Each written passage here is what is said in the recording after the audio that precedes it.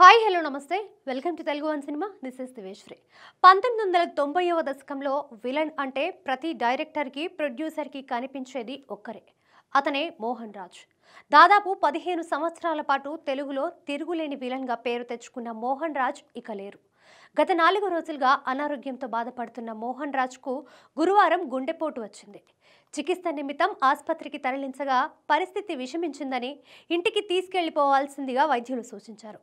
అప్పుడు ఆయన్ను తిరువనంతపురంలోని కుంజిరంకులం ప్రాంతానికి తీసుకొచ్చారు. అక్కడే ఆయన తుది శ్వాస విడిచారు. ఆయన వయసు 72 సంవత్సరాలు. ఆయనకు భార్య, 2 కుమార్తెలున్నారు. మోహన్ రాజ్ మృతి పట్ల సినీ ప్రముఖులు తమ సంతాపాన్ని వ్యక్తం చేస్తున్నారు. 1988లో సినిమా ఇండస్ట్రీలోకి ప్రవేశించారు మోహన్ రాజ్. అంతకుముందు కేంద్ర ప్రభుత్వంలో ఎన్ఫోర్స్మెంట్ అసిస్టెంట్ ఆఫీసర్గా పనిచేశారు.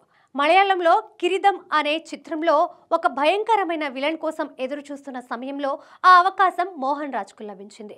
6 అడుగులకు పైగా ఎత్తులో భారీ విగ్రహంతో కనిపించే మోహన్ రాజ్ ఆ సినిమాలో కరికా డాన్ జోష్ పాత్ర పోషించారు.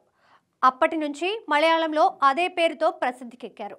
తెలుగు, తమిళ్, మలయాళ భాషల్లో కొన్ని వందల సినిమాల్లో నటించారు మోహన్ రాజ్. తెలుగులో ఆయనకి పేరు తెచ్చిన సినిమాలు lorry driver, Nippuravva, Chinarayudu, Samarasimha Reddy, Narasimha Naidu, Chennakesava Reddy, assembly rowdy వంటి అనేక చిత్రాల్లో హీరోతో ఢీ అంటే ఢీ అనే క్యారెక్టర్లు చేసి ఆడియన్స్లో మంచి ఫాలోయింగ్ సంపాదించుకున్నారు.